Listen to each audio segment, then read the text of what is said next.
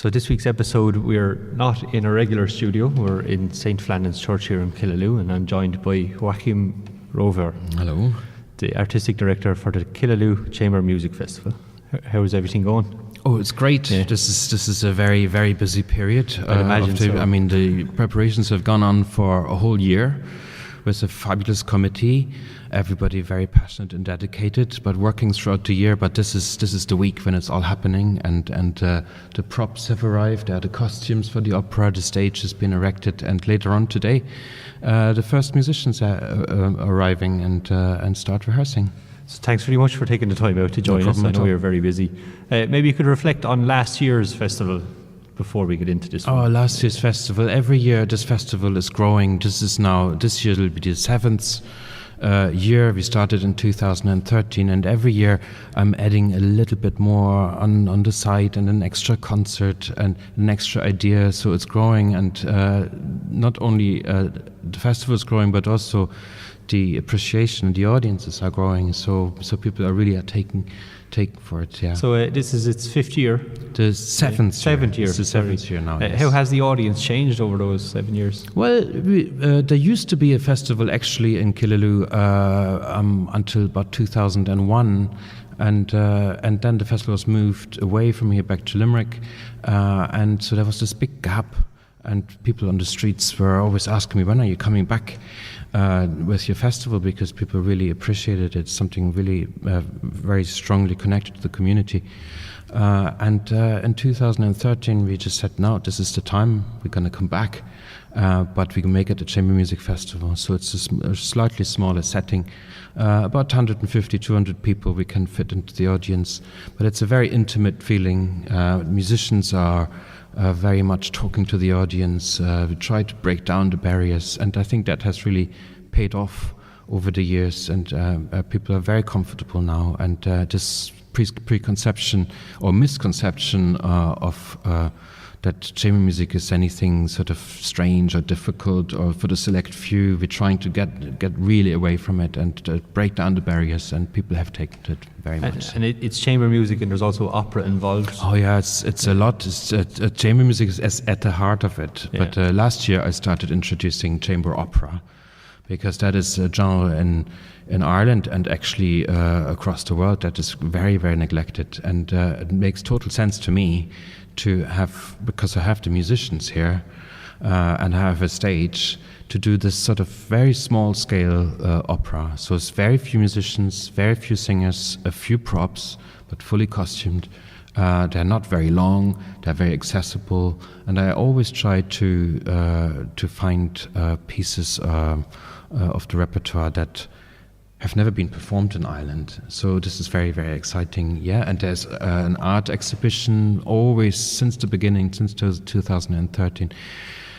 We also have a speaker this year, and we have students. So we are almost edging on an arts festival rather than a music festival. Yeah. But I suppose the chamber music is always going to be at the centre of it. And usually when people think of opera, they'll think of the big centres. Like down in Wexford, you have the Wexford Opera House, and then up in Dublin you'll have operas as well. Yes, Killaloe is the first place you'd think of. Yes, absolutely. But when you're driving in, it's such a beautiful scene. Oh, yes, you know? It is. If you have been to Killaloe, it's sort of crying out for a music festival. Really, it was at this beautiful cathedral, 12th century cathedral, gives a very, very atmospheric background to our concerts, and all our concerts are actually taking place in the cathedral.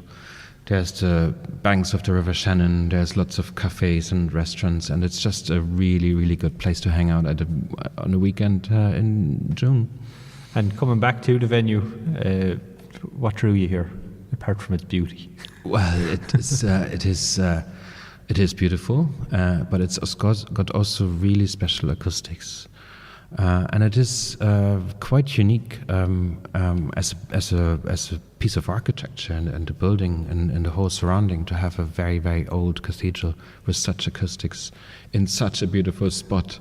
And actually, there are also quite a number of musicians living in and around Killaloe, thanks to the Irish Chamber Orchestra, who relocated to the University of Limerick 25 years ago now. A lot of musicians settled here, and so there's already a bit of a musical vibe going on. And will many of those musicians be playing in concerts? Yes. So they'd be used to the absolutely, venue. absolutely. Yeah, they have been here since the very beginning, and then we have, of course, other musicians who try to get the very, very best of Ireland, and then we also have some amazing international guests coming to Killaloe. So the theme of the festival changes every year. It does. Yeah. This year it's literary. It is literature. Literature. So the theme is notes from literature. I always, since the beginning, I try to plan my program around a theme, because I think it really gives some great context to music. Repertoire is vast, of course, but it also helps the musicians and the audience to sort of be guided a little bit through the music, a little bit of context, a little bit of history, not too much, and also I think it really emphasizes what I believe is that music is mainly storytelling. So I had a whole storytelling theme a couple of years ago. I did late works last year. All that in order to show to people that the composers who wrote these amazing pieces are human beings, and I'll bring them down from their divine heights. Just again to break down the barriers. This year it is literature. Ireland has such strong traditions in literature and storytelling and listening to stories. So it was just a matter of time that I would come to literature. And actually composers were, of course, reading books, and they were always looking for inspiration. And there's a lot of books they have taken inspiration from. And this year, our 3 main evening concerts each one of them will be concentrating on one very famous book. The first night, Friday night, will be Don Quixote by Cervantes. Of course, we can't stage the big tone poem by Richard Strauss, which would require 120 musicians. But there's chamber works also written, inspired by Don Quixote. The second night will be focusing on Tolstoy's Kreutzer Sonata, very famous book, written as a reflection on Beethoven's Kreutzer Sonata, which Tolstoy heard. And later, Janáček, a Czech composer, was inspired by the novella by Tolstoy. So it really makes it a really quite a round program.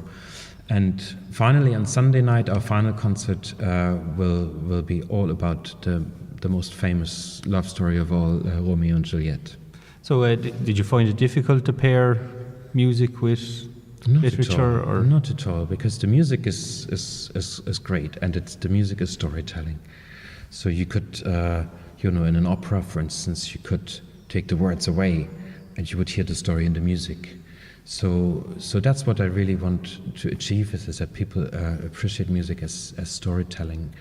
And we're going to have the celebrated Barry McGovern here, straight from Game of Thrones to Killaloe, to read excerpts from those works. And so that makes it all very round, the program. And Sunday, actually, we will have 2 students from Mary Immaculate College, students of the Drama and Theatre department, who will perform a scene from Romeo and Juliet. So it all comes together.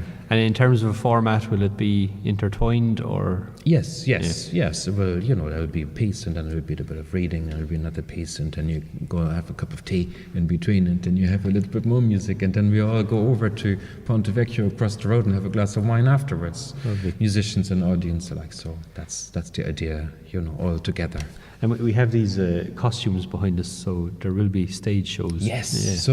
So besides those 3 evening concerts, which are all about literature, we will have in the second year now a premiere of an opera, a chamber opera in Killaloe. This year it's going to be Telemann's Pimpinone, which is a short opera, but it's going to be fully costumed. And fully staged. We have 6 baroque strings. They're going to play on gut strings, tuned down instruments, led or directed by the wonderful Peter Whelan, one of the finest of Irish musicians, really, from the harpsichord. And we're very, very fortunate and lucky that we could join up with Opera Collective Ireland with this as a collaboration. and they are the guarantor for really professional opera. It's a great story, actually, of a sort of a wealthy guy who really wants to get married, and then he marries his chambermaid, and after the chambermaid gained access to his heart, she eventually also gets access to the keys to the larder and eventually to the money box. That's the whole story. It's really a comic opera, so it's lots of laughs in there. Yeah, and even for people who don't think they're interested in opera, there's something here for everyone, really, isn't Absolutely. The whole festival is you don't need any knowledge about music. You don't need any experience in previous concert goings. You don't have to wear special clothes, anything. Everything is really, really cool, and you just come and relax and listen to the music. It's extremely accessible. There's no difficulty about listening to music, and everybody loves music. That's the great thing. And there's only a difference between good music and not so good music, but it totally is, the genre is totally irrelevant. Mm-hmm. So I can promise you that the music here is going to be very good and very, very enjoyable. And your own background in music? Well, I grew up in East Germany back in those days, behind the Iron Curtain, and I went to college there. And after all those years of college and my first attempts in symphony orchestras, I really needed to go away from Germany because, of course, I wasn't able to travel at all in those days. And the Irish Chamber Orchestra at that point was newly founded, and I thought that this is exactly what I want. I want something new, away from the very heavy, very good, but very heavy traditions of classical music performance in Germany. And so I came to Ireland. And I became a member of the orchestra. I'm now principal viola with the Irish Chamber Orchestra, and it's absolutely wonderful. 24 years now. And what's the difference between the music being played in Germany at that time and in Ireland now? Well, it's just the classical music in Germany has been, the tradition of classical music has been around for so long. And it's very strongly structured and based in society. So you'll have almost 100 symphony orchestras in Germany, and the concerts are always full. People sign up to subscription series and festivals all over the place. There's a lot of funding for it because it seems to be really very much have a place in people's lives. And here, it's sort of a bit slow, you know. I suppose the history of classical music isn't that strong. You know, there's many fantastic composers in Ireland, there have been throughout the history, but just everything on a little smaller scale. So we're trying to change that, because I think this music is amazing and it's good for anybody, and doesn't matter if you're from Ireland or from Greenland or from Germany. And do you see the acceptance changing in Absolutely, Ireland? yeah. Well, I see it over the past 7 years. I see it with our festival. Yeah. You know, it's taken off. There's a lot of interest, national interest, people traveling from quite far now to come to this festival. And we see it with the Irish Chamber Orchestra when we go around on our regional tours, and we go to very small places. The whole village flocks to the concerts, you know, so there's something is happening, you know. And talk to me about the viola. The viola is okay. It's it looks like a violin, but it's bigger. It's held the same way as the violin. It's bigger, and because it's bigger, it's lower. So we go 5 notes lower, further down. You'll find us sort of in the middle of the orchestra. We are there mainly to provide harmony, while the violins are floating away in their tunes. It's a beautiful instrument. It's got a sort of a darker sound, but it's much closer to the human voice actually than the violin. So it would suit opera very well, I'd imagine. It would, yeah, absolutely, yeah. And the performances here, I couldn't imagine there being a full orchestra outside. No. What kind of instruments will we have? Well, so in the opera, as I said, it's 6 baroque strings, mainly from the Irish Baroque Orchestra. They're all arriving tomorrow. So they are based around the country and we are coming together, but one of the instruments is very special. It's a theorbo, and that's it looks a bit like a lute. Okay. So it's held like a guitar, but it's the size of a double bass. So it's got a huge long neck with sympathetic so-called bass strings, which makes the instrument much more resonant. And we have a fabulous theorbo player coming all the way from Scotland with his big theorbo, and then it will be led by the harpsichord. Throughout the festivals, we have a big range of textures and instruments going from a string quartet to solo piano. There'll be a fabulous grand piano here as every year. We have a saxophone quartet. The Chatham Saxophone Quartet was a fantastic group.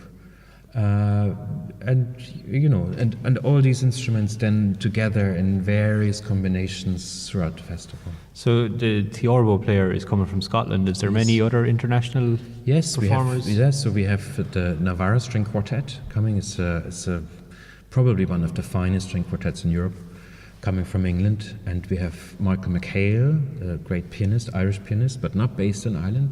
Something I'm really trying to do with this festival is also to bring back Irish musicians who have made a big name and a big career abroad. And they really, really appreciate to come back to Ireland and play here for an Irish audience. So something I usually ask my guests are, in their time living in Limerick, how have they seen it change over the last... Limerick itself? Yeah. Oh, I love Limerick. Yeah. It was a bit, it was a little bit quiet in the first years when I arrived here. But now it's really, really buzzing and absolutely love it there. And so much has been done. And especially the art scene and the cultural life in Limerick is now really thriving. It's a place to be. Well, having the chamber orchestra here must have helped a bit as well. Of course. Yeah. It was a genius idea in those days of our founders to relocate away from Dublin to come to the west of the country and make our base here. And the University of Limerick is fabulous as our hub. And we have a beautiful, beautiful building. And all our guests who come from all over the world are really chuffed by it and think, wow, that's quite unique to have an own building for a chamber orchestra. And seeing the growth of the Killaloe Chamber Music Festival in the last 7 years, how do you see it progressing in the future? Well, we're definitely going to keep growing because it's been such a success. And so we are really, really encouraged by our audiences, by the feedback we get from the musicians. We will continue to do opera because the collaboration with Opera Collective Ireland is going really, really beautifully. Because this is such an important thing for our lives, to take care of our souls as well as our physical health. Our spirits, need to be fed by arts, and music is just a great way to do this. And at the moment, it runs over 3 days. It runs over 4 days. 4 days. We have 8 concerts. I should mention the late night concert on Saturday night, which is always a concert where we sort of go a little bit further and branch out almost a little bit beyond the chamber music. And this year we're going to have the great Kathleen Turner from Limerick singing Gershwin songs. And if you have heard Kathleen Turner singing before, that's really some extraordinary voice you could get addicted to. So that's going to be amazing. That's going to be amplified with, she's going to perform together with violinist Catherine Hanke and pianist Owen Scanlon. And there'll be all the other festival musicians will chip in, and the whole night will be all about Gershwin. And do you ever see the festival becoming a week-long festival? I know we talk about making it bigger, but you can't put an extension on this cathedral. Yes, well, I don't know about it. At the moment, we are really up to our eyes with the 4 days. As I said, it's really it's a lot of work to get this done. So maybe, but you never know. I would never say never. And coming from the performing arts, we also have an art exhibition outside. That's right. Yeah. In the front of the house, we have of the cathedral, we have some beautiful artworks. This year it will be Trish Taylor Thompson and John Shinners who will exhibit some beautiful paintings. Something we did from the beginning on. because everything inspires each other. Music is inspired by paintings. Painters were inspired by music. So we try to make it quite a complete experience. And you think this is important for the audience as well? Absolutely, yeah. They walk in, the first thing they see is art. And they're already, they're entering a sort of a different world, away from the busy lives out on the streets. And things like opera, chamber music and art, some people don't see it as accessible because it's usually in a gallery. But bringing this to Killaloe, of course, it exposes people to... Of course, you can go really, really close to the paintings, you can examine them, and then you hear already the musicians tuning their instruments. It's all really, really... it should be really accessible, and there's no difficulty. And if you feel this is not for you, just close your eyes and listen to the music, and it'll come to you. Absolutely no doubt. Brilliant. Joachim, how can people find out about the festival? Okay, so you could look into the Limerick Post, of course, and read our articles in it. And thanks very much to the Limerick Post for supporting us over the years.